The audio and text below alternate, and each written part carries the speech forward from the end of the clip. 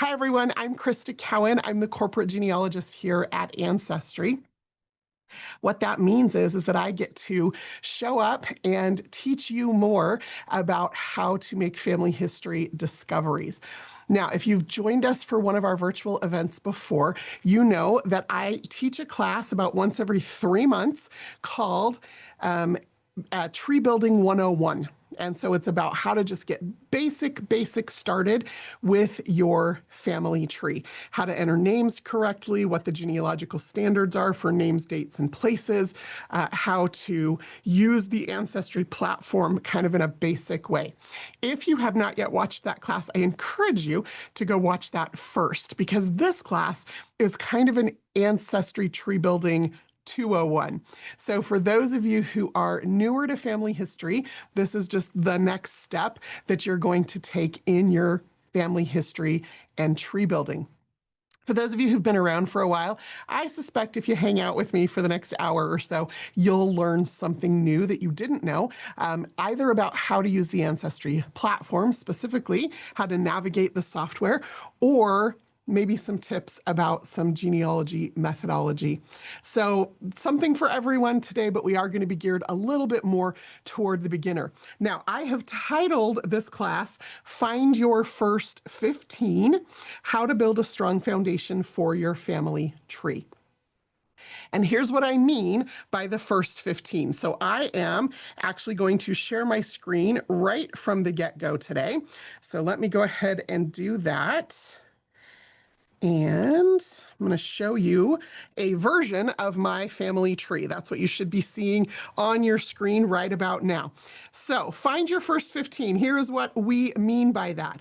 You count as person number 1. You have 2 parents and 4 grandparents. So that is 3 people, 7 people, and then you have 8 great-grandparents. 8 plus 7 is 15.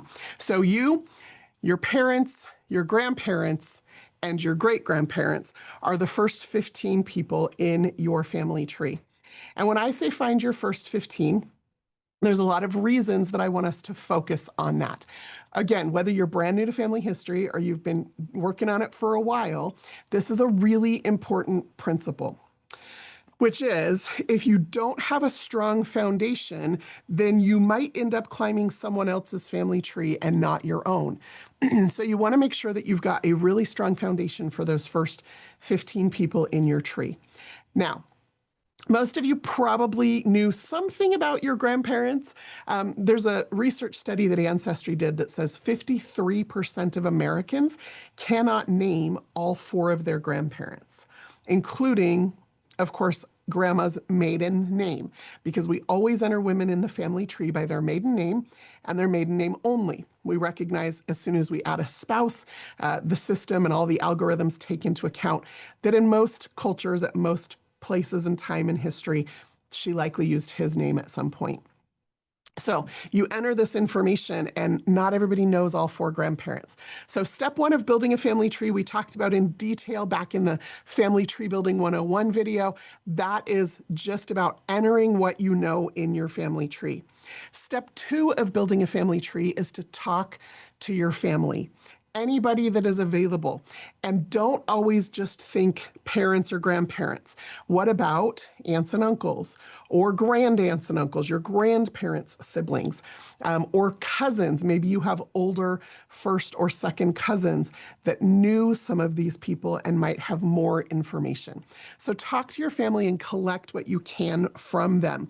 And when you do that, then you start to get little sketchy pieces of information that you can fill into the family tree.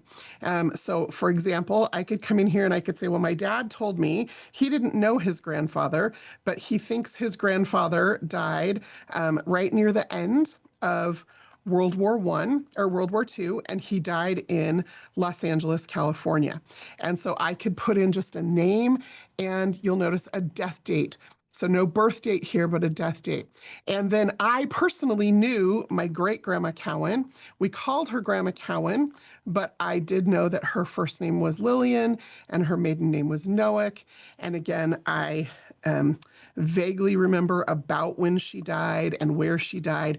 And so as you talk to those family members, you're just going to go ahead and enter what you know, if you can type correctly while you're talking, what you know about your parents, grandparents, and great grandparents. If you're lucky enough to have a grandparent still living, talk to them. Get whatever memories you can from them, because in some cases, they won't just be able to give you information about themselves and their parents. They might also be able to give you information about their grandparents. And so you're going to have those conversations and start collecting that information. And as you fill this information out on the family tree, I'm going to tell you what the temptation is going to be. The temptation is going to be to just keep going. It's really tempting to want to just keep filling out the family tree and to see how far back you can go.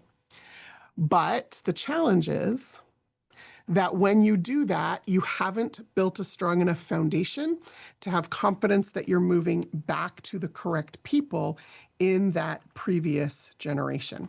And so I want you to keep that in mind as you start getting hints or seeing potential ancestor hints and wanting to just keep building out your family tree. So I am just saving the names of all 8 of my great-grandparents. Are you impressed that I could remember them? And now that I've said that, there we go. Okay. Don't remember birth dates and death dates. I could probably fill in some places for some of them, but just to be able to name all 8 of my great-grandparents, I don't think I've ever just sat and done that before, especially not while I'm talking. That's the kind of familiarity I want you to have with your ancestors. I was able to just do that because I know these people. I actually personally knew 3 of them. 3 of them, one of them I don't have any memories of, but 2 of them I do. And I grew up hearing stories about them, and I asked my grandparents stories about their parents, and I asked my parents stories about their grandparents, and I asked their cousins stories about, like, I collected as much information as I could and continue to do so. As a matter of fact, I have just learned some new things about some of my great grandparents over the last few weeks. And that's just because I just keep asking questions of anybody who will answer those questions. And so that's what I want to encourage you to do as step 2 of building your family tree, is to talk to as many people in your family as you can. Now, I know for some of you, and I haven't even looked at the chat yet, but I suspect some of you may be feeling this. Some of you don't know a biological parent or grandparent, meaning they were never in your lives to begin with. And maybe the mother or grandmother didn't identify who the biological father was. And so I recognize that some of you may be using DNA as the vehicle to make the discovery of who that biological parent or grandparent might be. And that's good. But you still want to talk to people, because one of the things you're going to start to understand is, where was mom or grandma living at the time that the conception happened? Who else was in her life? Was she close to a sister or a cousin who she might have divulged or shared information to? What was she doing for a living? So who was she working with? Where was she going to church? Was she in school? Like, all of that information that you can gather about her and her experience at the time of conception is going to increase the likelihood that as you're reviewing those DNA matches, puzzle pieces are going to start to click into place a little quicker. Okay, so that step 2 of building a family tree is still pertinent, even if you have an unidentified parent or grandparent. Okay. So now we're going to move on for the rest of our time together today to step 3 of building a family tree. Step 1, start with what you know, get it all in there, start developing good habits around how you enter names, dates, and places. Step 2, talk to as many family members as you can. Make that a never-ending habit. And then step 3 is to build out this solid foundation.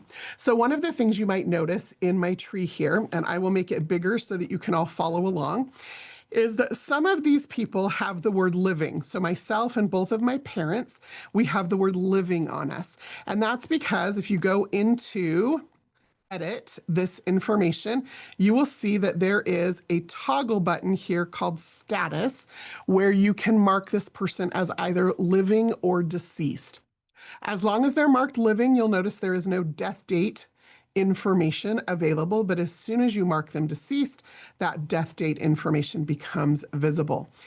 Here is what I just want you to know or remember about that toggle, which is anybody that is marked as living in your family tree is automatically privatized by Ancestry.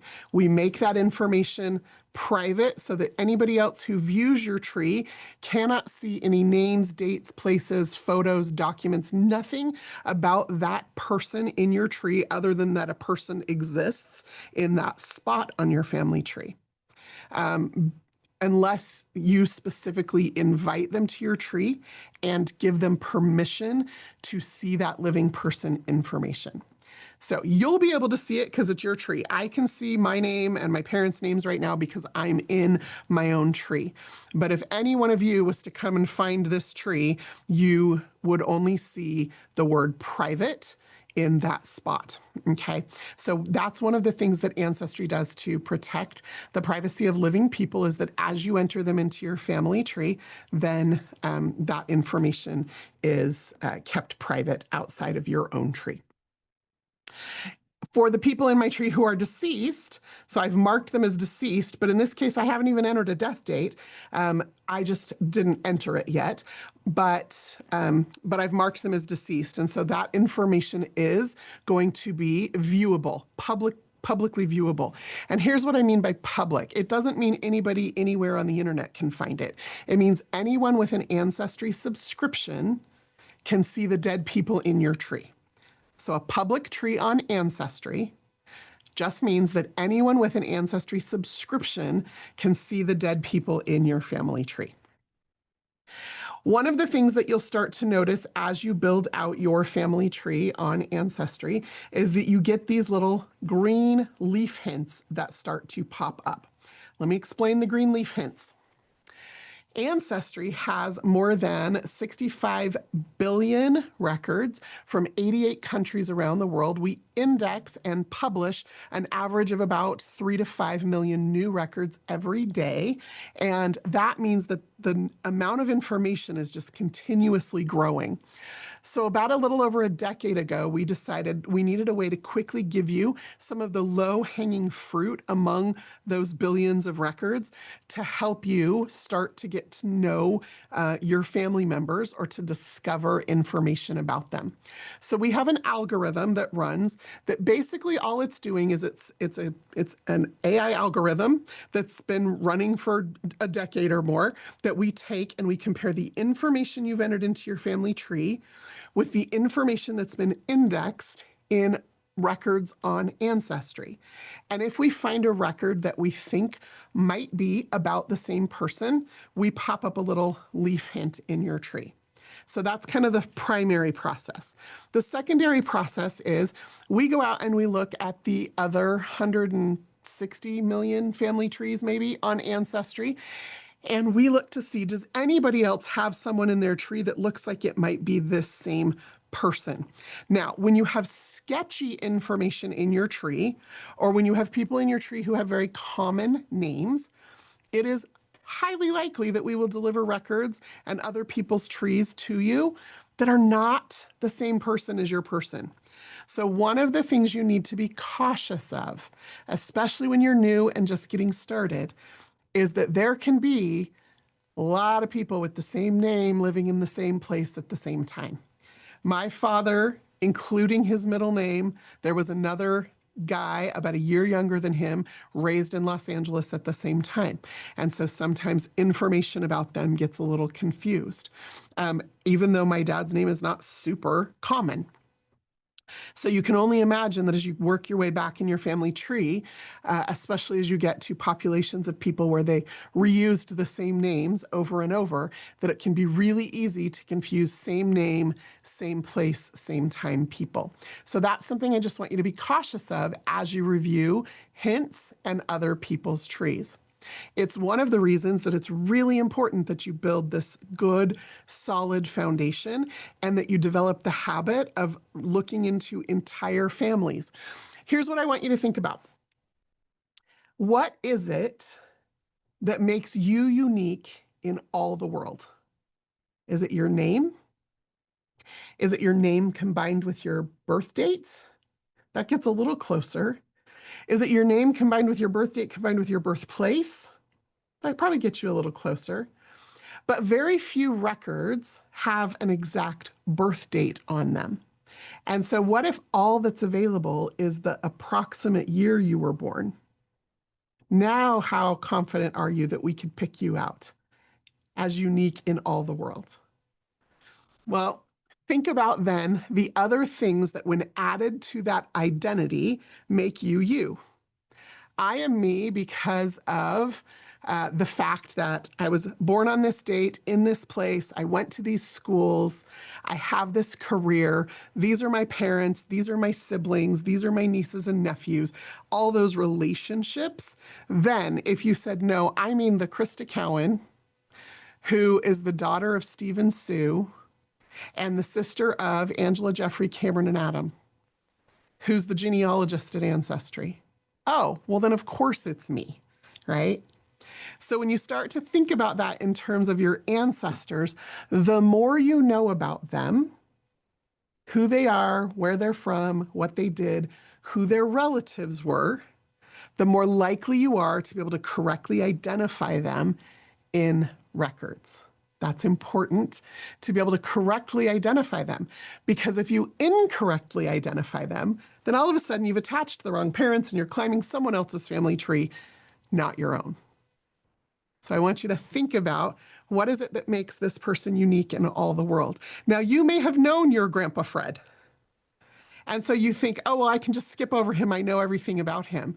But maybe you don't. Maybe there's information that in researching him and learning about his life, you'll find out more information about his parents and his sisters. And now when you go to find out more about his parents, you've got a solid foundation that you're building on. So if you're a person who thinks in pictures like I do, just think about the more solid that foundation, the more sturdy the structure is that you're building on top of it. But if you just skip over the foundation or kind of do it in kind of a cheap materials way, then the building you build on top of it is really, really fragile. So as you start digging into these hints, one of the things I want you to keep in mind is, am I looking at a record that really is about this person, or could it be just someone with the same name in the same place at the same time? The next thing that I want you to think about is looking for records first. So I mentioned we're going to deliver you some records through those hints, but we're also going to be out there looking to see what other family trees on Ancestry might have this same person in it. And that's fun. And it's always interesting to go out and see who else is researching this same family. You know, is my first cousin building a tree? Did my Aunt Sally build a tree? You know, is it a second or third cousin who's chasing down the same set of great or great grandparents? And then seeing what they know.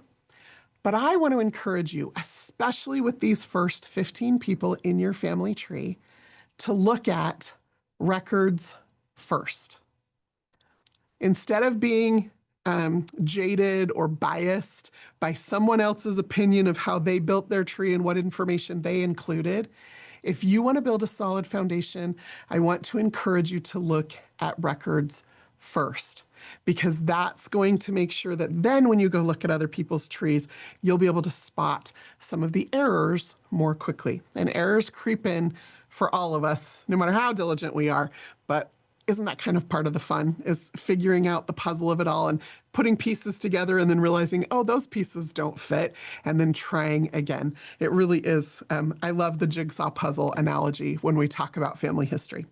Okay, so as you can see, I've got the names and some dates of these first 15 people in my family tree, and little leaf hints have started to pop up.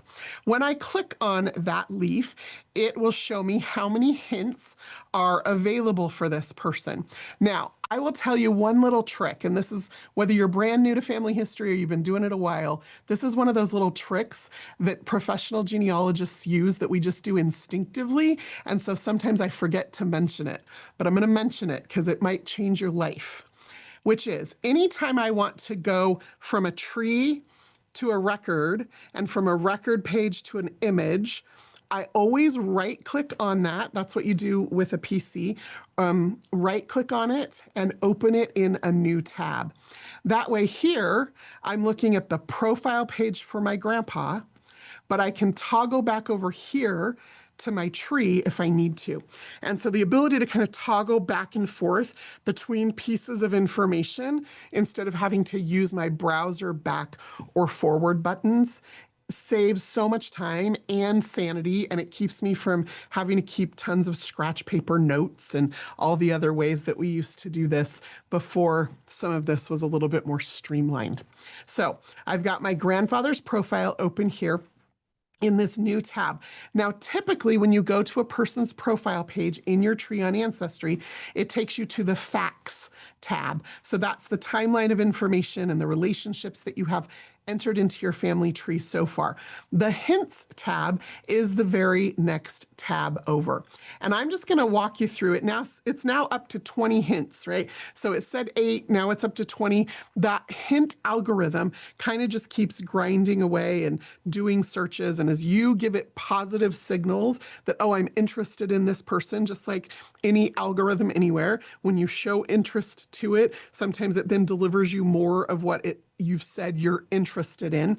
I'm just going to walk through the kind of categories of hints that you might receive, and then we'll walk through how to actually review that hint and make sure that you're on the right track.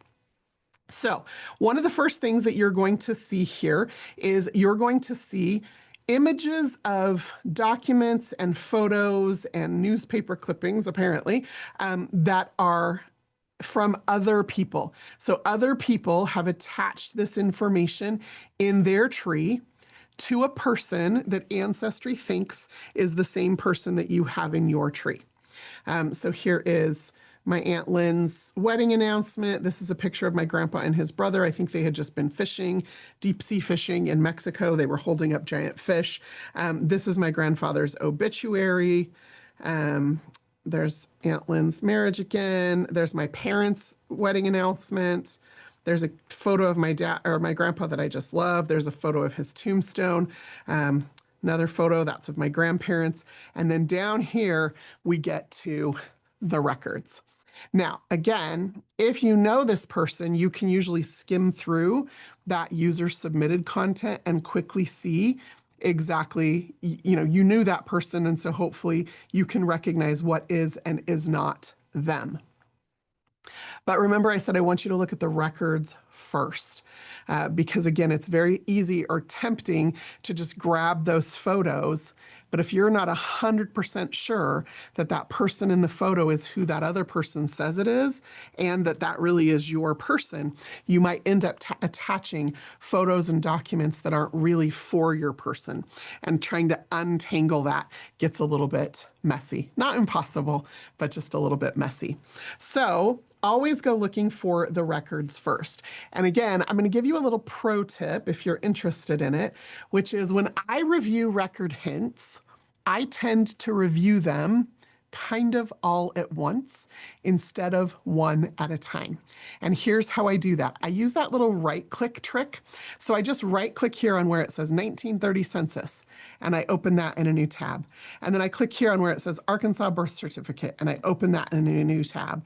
And then I click right here where it says World War II draft card, new tab, find a grave index, new tab, California death index, new tab. 1950 census, new tab. Obituary index, new tab. City directories, that's always interesting. Social Security death index. Do you see what's happening across the top of my screen?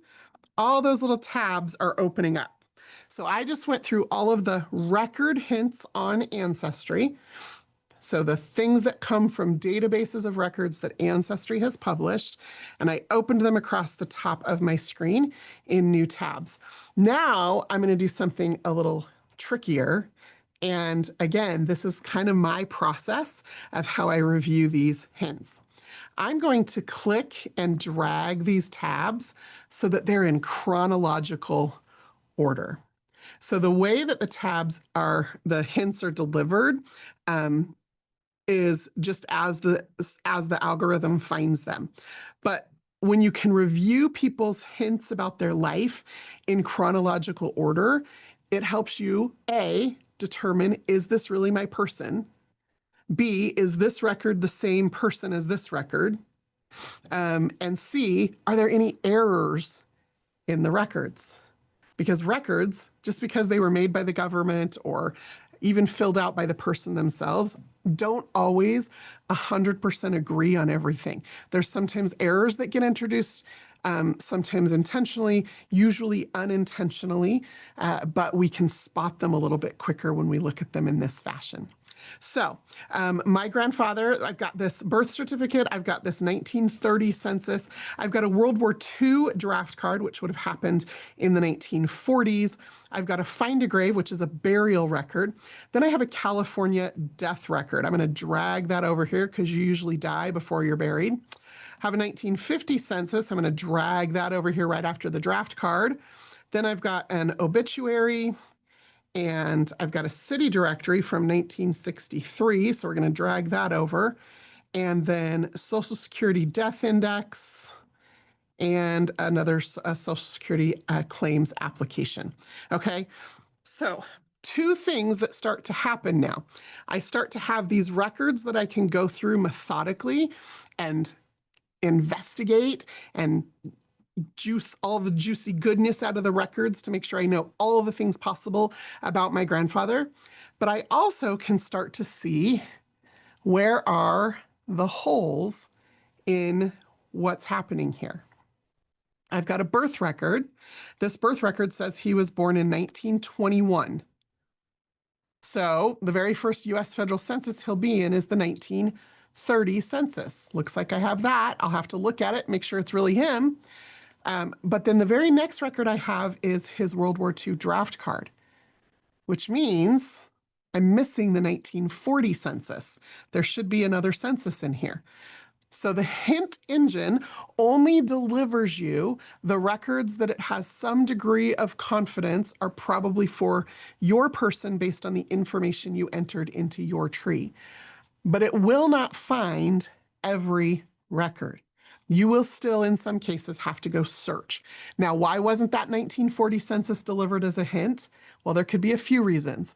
The most obvious reason is because nobody else has attached this record to a tree, and so the algorithm's not picking it up. The other reason could be because in the record itself, his name could be spelled totally wrong. His birth year could be completely off, and he might not be living where we would expect him to be living. People were a little bit more mobile than we thought they were. People didn't always know exactly how old they were. And spelling wasn't really standardized until the 1930s. Prior to that, people's names could be spelled any number of ways, and it wasn't wrong. We often are like, well, they spelled the name wrong. No, it's just that there was not a standardized spelling of that name until names became part of how we needed to confirm our identity when Social Security was introduced. And so then there was kind of a standardization of spelling of both given names and surnames. So don't get too hung up on spelling, but recognize that the way a name could be spelled could cause a hint not to be delivered. Or even if it was spelled a certain way on the record, when it was transcribed or indexed to make it searchable, it might have not been able to be fully read because of the way the handwriting was. And so the way the index transcription shows up could be an entirely different spelling. And so sometimes those don't get picked up. But there are ways to find them. As a matter of fact, on another one of our Wednesday virtual events, once every 3 months, I do a class called Ancestry Search Tips and Tricks. And if you haven't watched that video yet, I encourage you to find that and watch that, where I walk through exactly how to find some of those tricky, hard to find people in records when they're not delivered to you as a hint, and when the information might not be recorded exactly as you expect it to be recorded.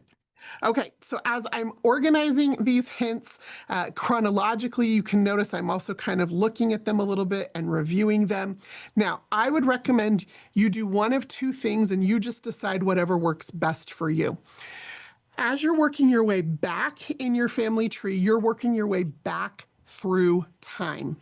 And so a good idea is to start at the end of the person's life and review these records kind of one at a time, working your way backwards. If you try to jump to early census records or a birth record as quickly as possible, sometimes, or if you do it out of order, sometimes it's easy to get confused or to pick up an incorrect record. You might think it's no big deal to pick up an incorrect record, except what happens every time we save a record to our family tree is that that information gets added to our tree, whatever was on the record. So if, even if it was the right name in the right place at the right time, if they have the wrong occupation or the wrong spouse, that information gets added to your tree. And now the algorithm starts looking for a person who looks like this. So you've just made a Franken person, and there is no person who looks like that. And sometimes we create our own brick walls because of that. Or worse than that, I think, is when this person kind of assumes the identity of this other person, and now we're claiming someone else's family tree instead of our own. So instead of jumping around to look at records, what I would recommend is start with, if you're working your way back in time, records from the end of their life and work your way forward to the beginning of their life. And you'll pick up new clues and new information as you do that. So we're going to come right here to this obituary. Now, this is an obituary index on Ancestry. So the index information is available on Ancestry. Keep in mind that this information was processed by an AI algorithm that read this newspaper and extracted the details from a paragraph or multiple paragraphs, in some cases, of text. And so it's only as good as the quality of the newspaper and the image and how well the algorithm was able to read it and parse that information out. The purpose of an index is to get you to the original image so that you can lay eyes on it for yourself. And I encourage you to do that wherever an image exists. Now, images don't always exist for multiple reasons, and we'll look at a couple of examples, but where an image exists, you always want to lay your eyes on it, because the purpose of the index is to get you to the image. The image is where the actual information is that you can interpret for yourself, so that when you save the record to your tree, you know what is and is not accurate in that information. So the index for newspapers.com actually is available on Ancestry with an Ancestry subscription. However, the images for this particular collection are on newspapers.com. And on newspapers.com, you can only have, you have to have a subscription to newspapers in order to access that image. If you have an Ancestry all access subscription, you automatically have a subscription to newspapers.com and fold3.com. and a few other things. So keep in mind that if you want to view the image, and I strongly encourage you to do that, that you will need to have a newspapers.com access. So here is where that image took me. It says Woodruff Orville V, age 46, of 344 East Harding, survived by wife Jessie L., daughters Lenore and Sue Ann Woodruff, 5 brothers, Glenn, Zenedy, Leroy, Carl, and William Woodruff. Service Monday, 2 p.m., Hunter Mortuary. I know this is my grandfather because I know this is my mom, this is my Aunt Lynn, and this is my grandma. So I didn't know my grandpa. As a matter of fact, if you look at the date on this newspaper article, it is January 29th, 1968. So he died almost 5 years before I was born. And so I never knew him. And if nobody in my family ever talked about him, they all talked about him. But if nobody in my family ever talked about him, I might not be certain this was him until I had these other clues to say, oh, yes, this must be him. So this is my mom, this is my Aunt Lynn, this is my Nana. I know this is him. This is the house where my mom grew up in Long Beach, California. I knew that address. So I can have confidence that this information really is him. You'll notice there's also information here about siblings. So Glenn, Zenedy, Leroy, Carl, and William. So if I didn't know anything about my grandfather's family, now I'm starting to collect more clues because there could be another Orville Woodruff out there. But is there another Orville Woodruff out there who has brothers Glenn, Zenedy, Leroy, Carl, and William? And now when I go diving into the census from earlier in his life and I see a family with a bunch of children, I can see whether or not it's the same group of children. And if it is, now I know these are his parents. But if I see a guy that does not have that same group of siblings, I don't want to go chasing down those parents because they might not be connected to him at all. So that's one of the benefits of going through these records in this chronological order. Now, I've decided this record really is for my grandfather, and so I'm going to click yes, this is him. And what the system is going to do now is it's going to take the information that's in this record that's been indexed and the information that's in my tree already, and it's going to put them side by side so that I can compare them. It's also going to allow me to edit this information as I go. And I encourage you to do that. Pay attention to what information is going to be put from the record into your tree or what information in your tree needs to be edited as you go. So I guessed on my grandfather's birth year, and it looks like according to his obituary, and remember I've got it open here in another tab so I can go back and forth. When he died in January of 1968, he was 46 years old. So that makes him born actually in about 1922. So I can adjust that. There is a residence listed here because it said in the obituary that he was living in that address in Long Beach, but there's no date associated with it. So in this case, I'm just going to uncheck that for now. I may come back later and add that in there. Now we're going to add a new death date because I didn't have that in the tree before. And the death date is going to be pulled from the year of the newspaper unless the article very specifically states the death date. And in this case, it does not. And so all we're going to tell you is the approximate year. You'll notice we also don't put in a place because it doesn't say where he died. It just said this was his residence, but it doesn't say where he was when he died. And so I'm going to go ahead and add in Long Beach. And I can edit that right here as I'm adding this information into the family tree. Now, it's going to then show me the other people mentioned in the record. And you have a choice. You can save this record to Orville because it's his obituary, and you can save it to his wife and his daughters and his brothers, everybody mentioned in that record. Or you can just save it to the primary person. So that is entirely up to you. This article, in this case, is evidence that these are his relatives.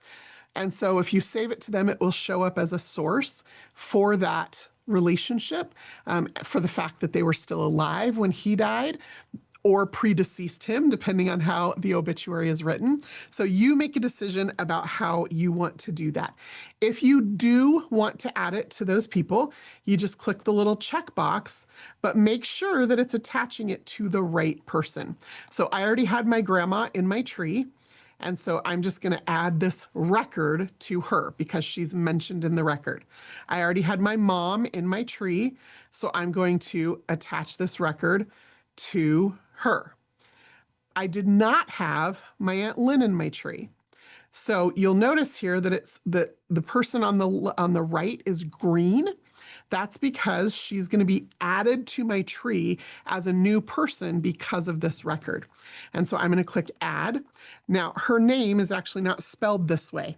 It's because that's how it was indexed in the record. So if you know it's wrong, you can correct it before you save it to your tree. So as you go through this save record process, I want you to be really intentional about how and where and when you're adding what information to your tree. And if you need to edit as you go in that right-hand column, you can do that. And then we're going to just click Save to Tree. And what it's going to do is it's going to take me back to my grandfather's profile page. When you get to this point, I want you to click over to the Facts tab and just take a look at what happened. So this record here, this newspaper index that we just saved, that got saved in the center as a source. And then this death information got added to the tree, and this birth information we edited, and this record also proves as a source citation or evidence for his name. I can come here to my Aunt Lynn, and you'll see that this source now also shows up for her because she was mentioned in her father's obituary. So that is what happens when you save a record to your tree. It adds information, it attaches the record, you choose who in the record it attaches to, and then you take the next step. So in this case, I'm going to close this tab, and we've already looked at this record, so I'm going to close this tab, and now we're to the next record, because remember, we're working our way backward in time. So I'm going to just quickly go through a couple of these and just let you watch this process a couple of times. If you haven't done this before, this is kind of new to get you in the right process. If you have done this process before, maybe your process hasn't been quite as methodical as mine is, and maybe there's some tips here that you'll gain. In this case, his tombstone or his find a grave entry, I want to go look at it. So I'm going to open this link in another tab so that I can toggle back and forth between the index page and the actual record itself. Find a Grave, there's my cute grandpa. Find a Grave is actually a volunteer free website, and volunteers go out and canvass cemeteries and take photos and then create memorial pages for the individuals in those tombstones. One of the things to be cautious of is because this information is published by volunteers, sometimes they don't get it exactly right, as wonderful as their service is, and thank you if you're a Find a Grave volunteer. So you need to pay attention to the information. In this case, my grandfather's tombstone lists his first name, his middle initial, his birth year, and his death year. It does not actually list a death and birth date on the tombstone. However, the person who created this memorial has a middle name for him and has a full birth date for him. And so you need to just question where that information came from. If it's not on the tombstone, where did this person get it? So you need to decide, am I going to save this full information to my tree without any evidence that that really is the right information? Or am I going to keep looking for additional information to corroborate that that is actually accurate? So just trying to get you to start thinking through some of these things. Now, in this particular case, I know that that is actually his birth and death date. I also happen to remember the name of the town where he was born. So as I'm saving this record, again, I can just type this birth date directly in to the birth date field. I now remember where he was born, so I can just edit it right here as I'm going. It now has a more complete death date, so I can update that. And now there is a burial location, the town where the cemetery is located, so I can update that. Now, Find a Grave will also sometimes pull in information about spouses and children and siblings and parents. Because on Find a Grave, those volunteers are looking for ways that the memorials pages can be connected to each other. Sometimes it's because the husband and wife are buried in the same plot and they have the same tombstone. And you can see for yourself in that picture of that tombstone that this is really his wife. She's buried with him. It says that. But when other relationships are attached, again, it's only as good as the informant, only as good as the person who provided that information. So I would caution you, don't just add the other family members that come up. Instead, wait till you get to that person in your tree and look at their Find a Grave memorial in context with the rest of the records that you have for them. So even though there's other people listed here, I'm going to go ahead and not check them to add and just click Save to Tree. So all I've done is save my grandfather's Find a Grave index to his profile in the tree. And again, you come here and you can see this record has been attached. Okay, we're going to keep going. This is his Social Security record, so it's going to provide, there's no image. It's just an index that the government provided. There are no images for this particular database. So it's going to corroborate that birth date. It's going to tell me that before 1951, he was living in California, because that's when he applied for his Social Security card. It's going to corroborate that death date. And I'm going to go ahead and just click Save to Tree. And then we're going to look at his Social Security application and claims index. Again, there is no image because this particular database only has an index provided. And this is going to just give me some additional information. Again, we're just looking for, is the information consistent? Are there any inconsistencies that I should be concerned about? So we've got a birth date, we've got that death date again. So just going to go ahead and click Save to Tree. That is his claims application. One of the things about the Social Security claims application, and this is important if you live in the United States, if your parents and grandparents lived in the United States, is that record is the record that very often will list parents' names. Now, it didn't in the case of my grandfather that I just showed you, but that record is one of the few records where you can get names of parents if you're struggling to find that information. And keep in mind that it's not just your ancestors' parents. Think about their siblings. Like my grandfather's record did not list his parents' names.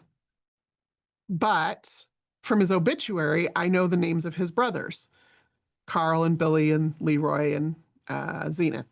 So I know the names of his brothers, so I could go look for their records and see if any of them list the names of the parents. So keep that in mind as well. Here is his California death index record. Again, it's just an index, so there is no image in this case.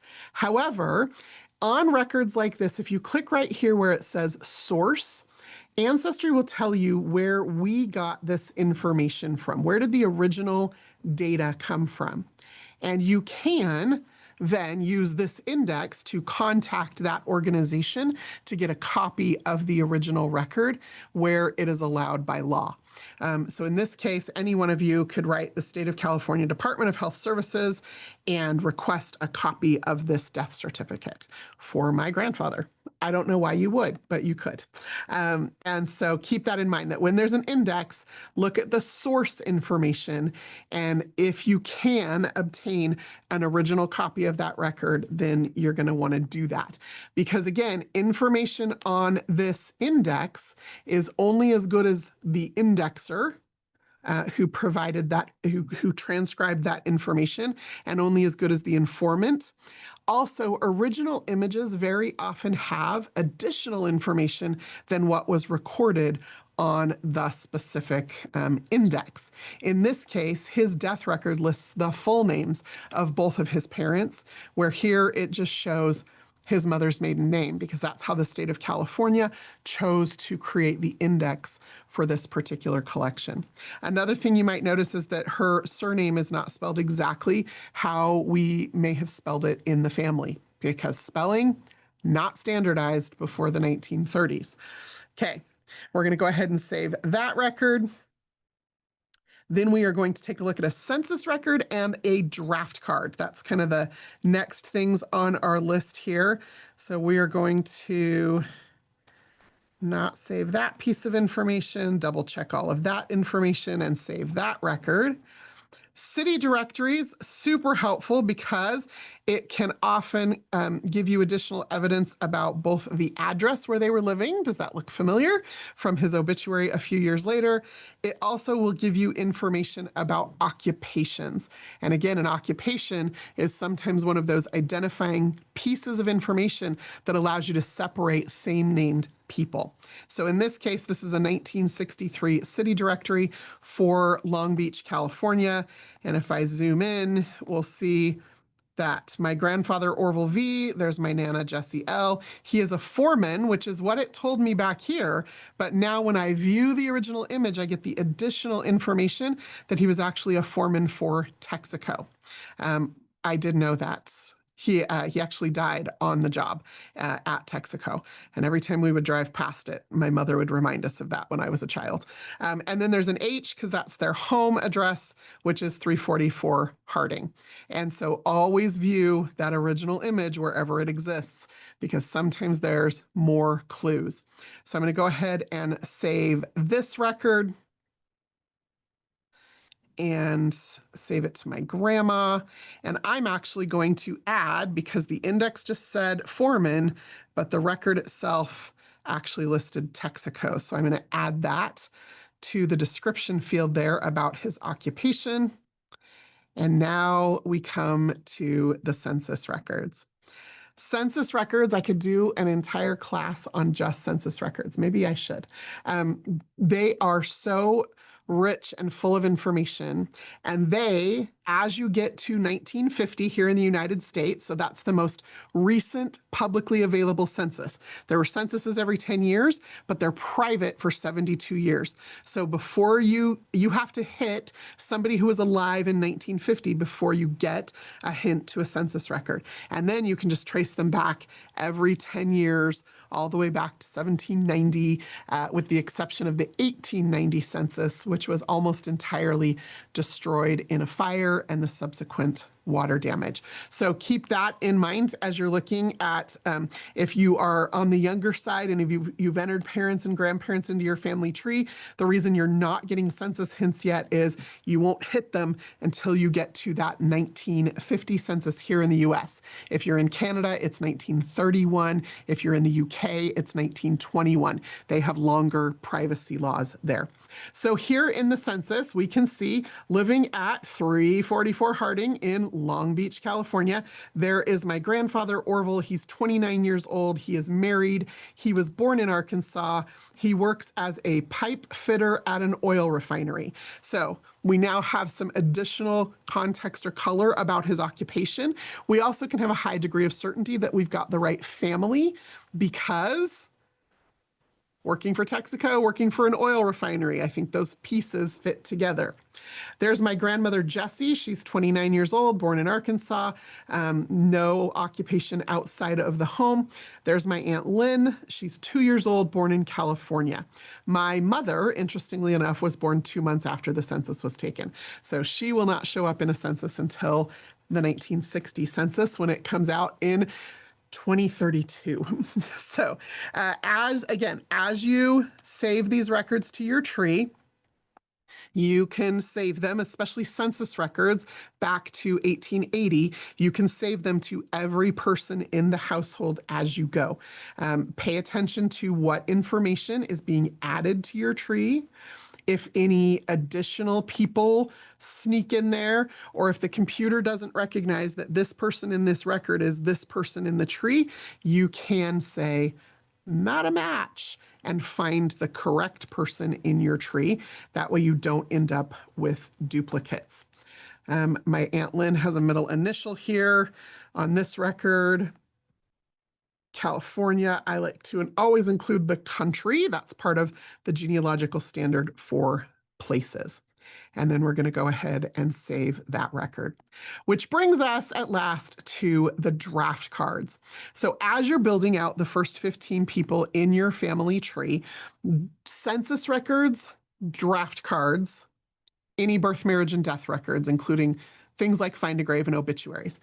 But census records and draft cards especially are going to give you rich, detailed information and familial relationships. Ancestry has the World War I and World War II draft cards. So you will probably hit World War II first.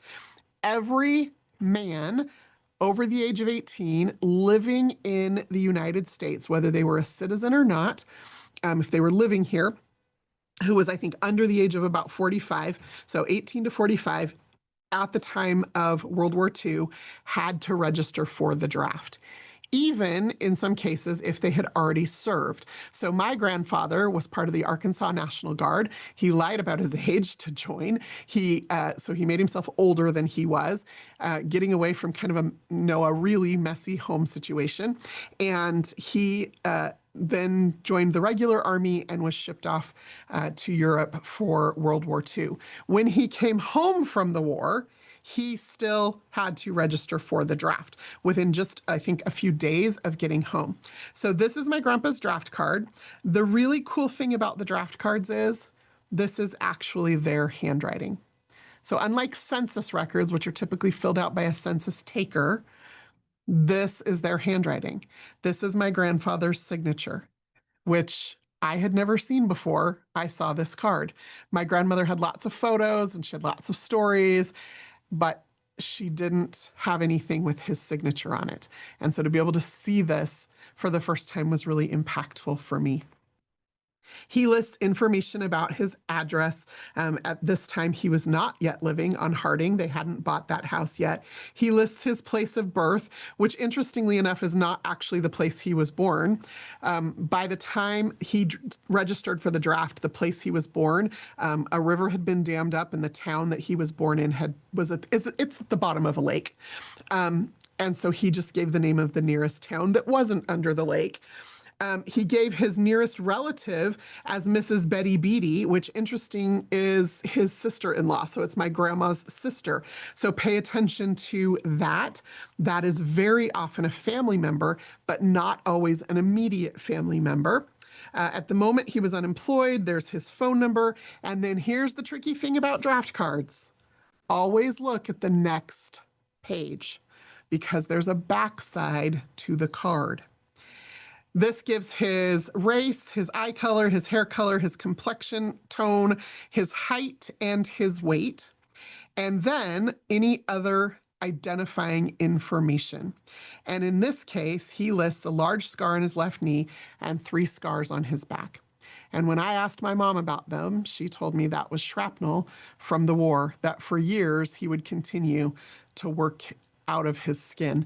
And that just gave me another piece of information or insight into who he was.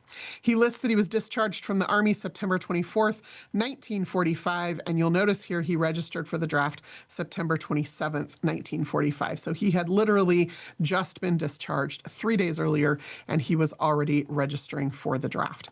So World War I draft cards, World War II draft cards, and now Ancestry has the Korean War draft cards. They're not all online yet, but we are releasing them in batches by state as we digitize them. So some of you won't have to wait all the way to the 1950 census to hit a census or a draft card if you have a parent or a grandparent, or maybe yourself who served in the Korean War or had to register for that draft. The second batch of cards was just released yesterday, actually, as I'm recording this on May 21st, 2025, and additional batches of states will be released in the coming months, so keep an eye out for that. Well, that is all I have for you today. Hopefully, this was super, super useful for you. Again, if you're brand new, starting to develop those good habits, building that solid foundation to make sure that you understand how things work, but also, more importantly, to make sure that you're identifying the right people in your tree, attaching the right records to them, so that as you climb up your tree to the next generation and continue to make discoveries, you know you've got the right people. That's what I want for you today and always. So, if you've been doing this for a while, maybe go back to those first 15 people in your tree and just make sure that your foundation is really solid. So, before you go, here's what I would like from you if you haven't already. Will you please, in the chat, not the Q&A, in the chat, or if you're watching this on YouTube, in the comments, just leave a little comment about one new thing you learned today. That's super helpful for me because then I know how to continue to pace our Wednesday virtual event sessions together. It also means that you're more likely to remember it if you have to articulate it. So, let me know one new thing you learned. And until next time, I'm Krista Cowan. Have fun climbing your family tree.